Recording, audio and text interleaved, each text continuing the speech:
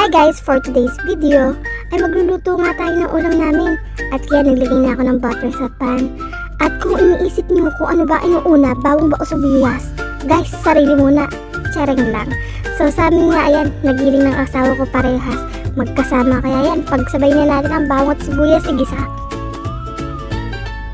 At yan, after natin magisa, kung okay na, lagyan na natin ng tomato paste. And then halo-halo lang guys. At kapag tingin nyo okay na, pwede na rin tayo maglagay dyan ng pampalasa at pampalamnam, oyster sauce. At after nan, pwede na rin tayo maglagay, halo-halo lang, and then lagay ng asin, at saka paminta, and syempre sugar, para mabalance yung lasa niya. At kayo na rin maglagay kung gano'ng karaming tubig ang gusto niyo. So yung mga ng ating pampalasa, nakadepende na yun sa inyo kung gano'ng karami.